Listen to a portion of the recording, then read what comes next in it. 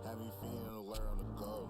Passing beat as a turn for smoking. Tagging to you and a bird in your soul. Say your weed that they heard you can roll. Clap it seem like it's church when they roll. Battle being you was nervous, you bloated. As I clean the earth on the globe. Pray I eat my dessert, my devotion. That's what's keeping the fur on my coat. Someone brings a worthy opponent. Keep my feet on the curb in the smoke. And I think it hurt in a moment. Don't believe in the word they wrote. They capping their team on the verge of motion. Overseas where I swerve the most. And back in the E with some purpose and focus. I hit either to turn or to go.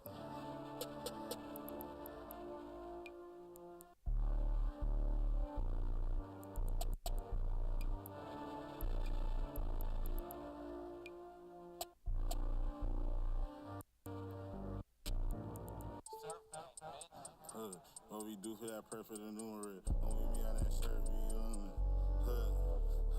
What we do for that purse for the numerate. Won't be me on that shirt, be you in it. I be geek but alert, I'm intuitive.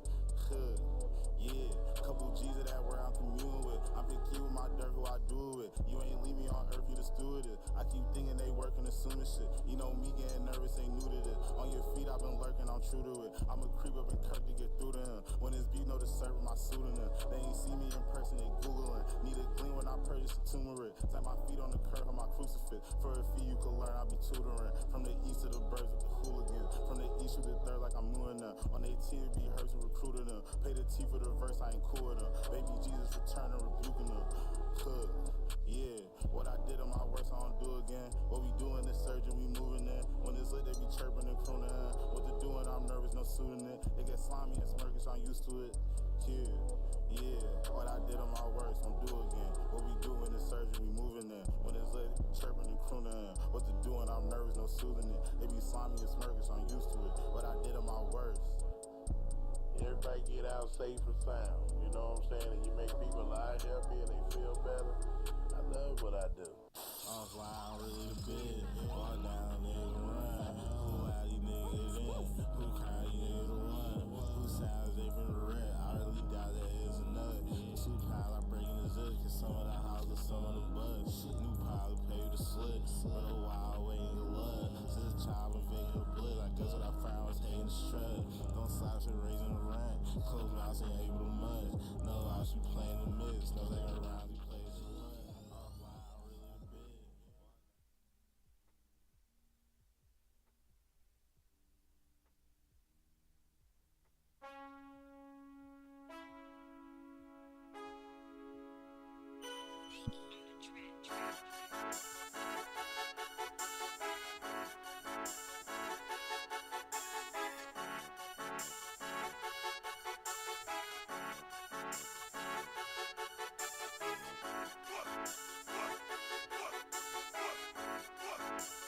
All right.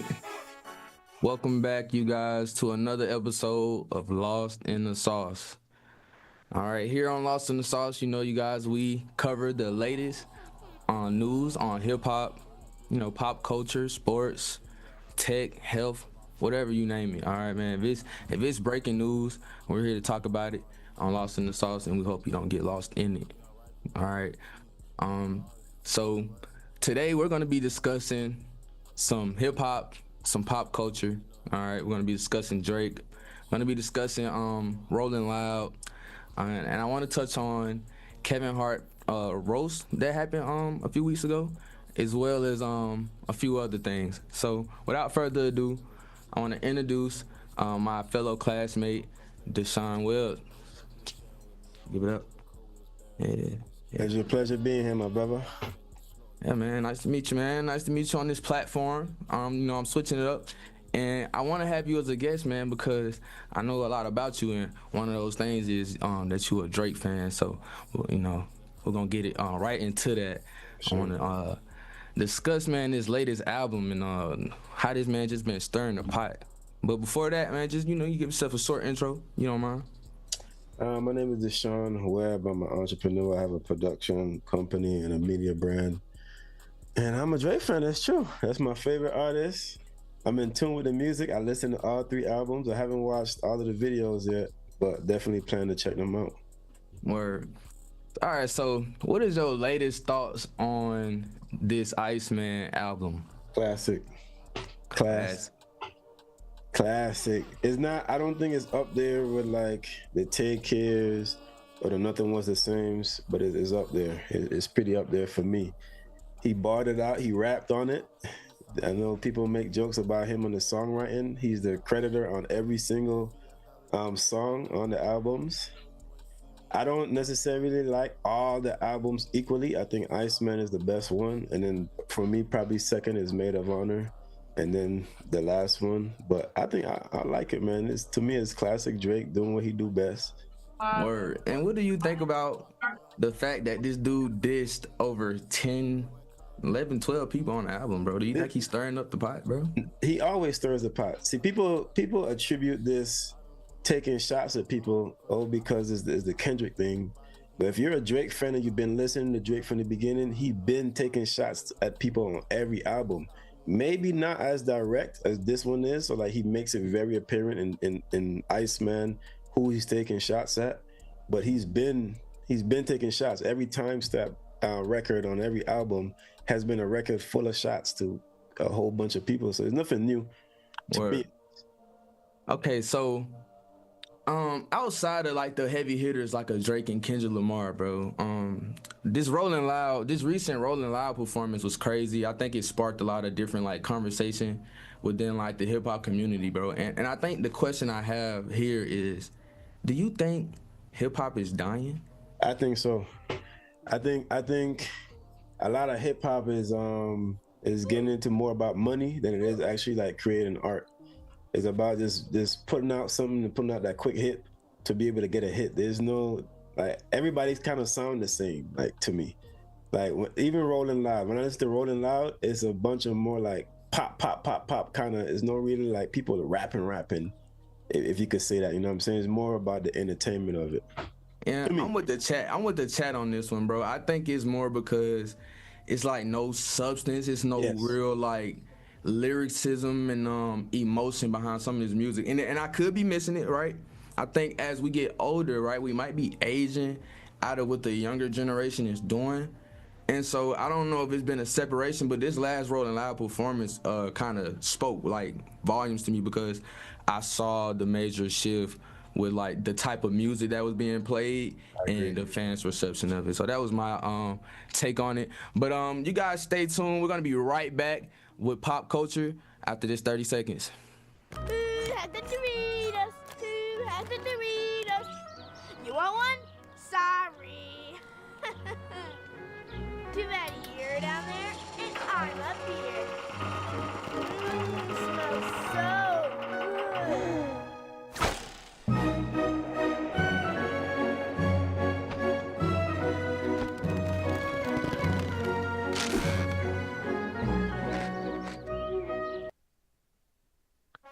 All right, man, we're back with Lost in the Sauce. All right, Deshaun, so now let's talk about a little bit of pop culture, bro. The other day, Kevin Hart had a roast, and it sparked a lot of conversation. And I just want to know, do you believe that we're done with being politically correct? Because there was a lot of humor there that got a lot of the fans outraged, and there's been a lot of debate on the topic. And, you know, some people are here, some people are there. Can you tell me how you feel about that? I'm a comedic fan. I watch a lot of comedy, and like you shared, even outside of the roast, I've noticed that it's coming back slowly. But I don't think we're out of it yet. But slowly and surely, the comics are getting that power back to be able to joke on everything. Now, outside of the comedy realm, I don't really know if it's really affecting it, but definitely within the comedy realm, and I love to see it, comics are taking those risks again, especially at that roast. Like, there was a lot of jokes. I forgot the host's name, but he was lighting them up. What's his name? Cat Williams. It was a lot Cat of Williams people going up, but Cat Williams always go off. We know that's gonna come. Yeah, right. Like, yeah, he a gym. So I don't know. I'm kind of like I liked it. I didn't join the discussion. I didn't really hate on it. It was some things that was a little touchy, but you know, that's with the territory. So you know, I don't really have too much of an opinion there. All right, but next topic. AP recently released their new AP Swatch collab. All right, and it was kind of like, I don't know, a stopwatch, maybe a watch. Yeah, we'll start Man, watch. yeah. What do you think, bro? Do you think the fans were overreacting about that watch? Yes, I think that we're reacting. First of all, everybody fell for the AI, the AI image, including myself, Overrated. that looked like a regular AP, just a different like plastic, I guess, or whatever material they use. And then once they figured out it was a stopwatch, I think the hype kind of died down. But I think for a regular consumer, it's kind of the hype. It's overrated, like the chat is saying, because it's like you're not getting a real AP. You're getting a $300 watch. I know plenty of $300 watches that look like APs. Why don't you go buy those? So that at that point, you're really just buying it just to say I have an AP. AP on, Which yeah. it doesn't really the goal. make much sense. All right, so last question. Do you think it's because like the economy or something? Do you think they going broke, bro? Do you think they released it for like they need that little money down there? It ain't just for the big dogs no more? Nah, it's a good marketing move. Actually, a lot of companies have done it. Like they put a high price item and then they make it accessible. They're gonna, if that watch it came out in the fashion that people wanted, they would have sold a million of them watches. They'd have made $3, $4, $5 million. You know. So it's a good marketing move for any business to do it, and it's not the first company that does it. Omega has done it. I think Rolex has done it one time. There's plenty of brands that took that same tactic and create a more entry level item. Word. Well, there you got it, you guys. We're gonna be right back after this commercial, and we're gonna get into tech and a little bit of health, you guys. You guys stay tuned. Monday,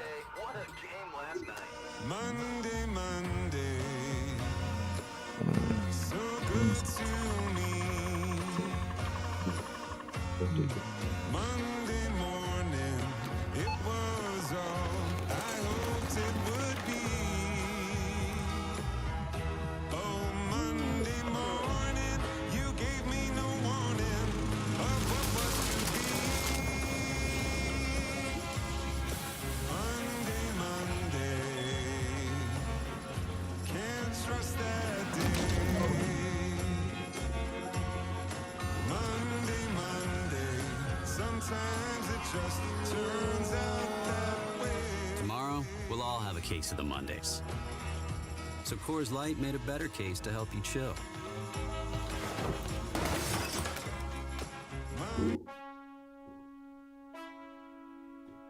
Okay, you guys. We're back with Lost in the Sauce, all right? So I wanted to get into this latest segment, which is tech and gaming, all right? It's a little new for some of my audience, but I want to discuss with you, Deshaun, and the audience, the AI takeover, which is a big deal. So I would like to know, how do you feel about your ability going forward with, creating with like AI on around and like discussions with IP and things of that nature? Me personally, I'm kind of confident. First, I kind of structure my life around being able to incorporate AI to improve my productivity. Luckily, I'm in school for media and communications at the Art University, and they allow us to take class specifically implementing AI, like AI for advertising and prompt engineering and such. So I particularly take those classes so that I don't fall behind the curve. Because at the end of the day, it's not going to stop. People are laying off to be able to use AI, and if you are able to get in front of it and use it as a tool to help yourself as well, I don't think you could go wrong. It's sad. I think it's making people, like I said plenty of times, less creative and more dependable on the AI sometimes. But if you're able to actually learn some of the knowledge and then input that knowledge into the AI to increase your productivity and make things go faster, or just automate, for example, sending mass emails or automate sending just different things, I think it could be a very useful tool that could help us. Okay. And so branching over here to like health and lifestyle, right? And I think not necessarily AI, but just being like drenched in media, because I feel like that's what AI is pushing most people to do. Mm-hmm. How do you feel about content creators in the gym, bro? Do you think content creators are ruining the gym? The gym? Yeah. Nah, I actually think content creators using the gym is helping. It's helping the gym. It's helping make it more accessible and more popular and getting more people into the gym. Some people might get into the gym just to make content. Hey, at the end of the day, once you get in the gym, I feel like mission accomplished. Get in there and do some work. If it's for content, cool. You got another avenue of being able to make money. Now, people being recorded, get over it, man. I'm sorry, like unless they directly recording you, just mind your business and do what you're doing and get in the gym and get out. But I like the content creation in the gym. To me, it makes it popular, makes it more friendly. Okay, I sort of agree, but let me play devil's advocate. I want to give you a scenario. Say the gym is packed out, right? Mm-hmm. And it's thousands of content creators everywhere, and they all got their tripods and their lights set up. No. Do you think that would be a problem? So I guess the question here is, do you think that, because you already gave me the answer to the first question, which pretty much already leads me to kind of feel like what you're going to say now, but do you think that having tripods in the gym should be banned? Yes and no. I think there should be some kind of restrictions upon the way they're going about these things. And I would put that on the gym. I would encourage, let's say, for example, I open a gym. I'd open my gym and I'll try to find some kind of healthy medium in which I can encourage the content creators to be able to do their thing, which is going to help my gym as well. But like you said, if it gets overbearing to a point where it's like it's disrupting walking lanes or it's disrupting regular daily exercise or whatever for people, then we kind of have a problem. So I think if done correctly, it'll work. But if overdone and everybody in the gym, you got a big, huge tripod in the way, then of course we're gonna have a problem. So right. I could definitely see that argument against it. That's the main argument against it, in my opinion, at least. Right, that's kind of what I was thinking. It was just a good topic. Me personally, I don't care. Do your thing. I'm gonna get my pumps in regardless. All right, last segment before we wrap this up, you guys. It's a wild card segment and a Q&A session. So you guys had the time to kind of like ask your questions. You can. But what I want to ask you while they get those prepared is, bro, all right, my wild card question is, what do you think is next for LeBron James? I don't know. That's a good question. I'm not exactly sure. Maybe playing with his second son. I know retirement is coming up pretty soon. Will he retire before the second son? I think it depends on how much they're gonna pay him. But I see Lee is a hater. I see at least one more year for sure out of him. I don't think he's done right now. I gave him at least one more year, if not two. I got him like 2, 3 until the younger one get there. I can see it. I can see it. These, before the old guys phase out, which is going to be my next topic. I'm sorry, you guys. I might have to save that for the next episode. But the next topic I wanted to really get into, because my GOAT is finna retire soon, I just know it's coming, is like, is it young players? Are the young players coming in? Who's finna be the next GOAT? Wemby or SGA? But we'll discuss that on the next episode of Lost in the Sauce. Y'all give it up for my boy Deshaun Webb, and we'll see you on the next one. Thank you guys.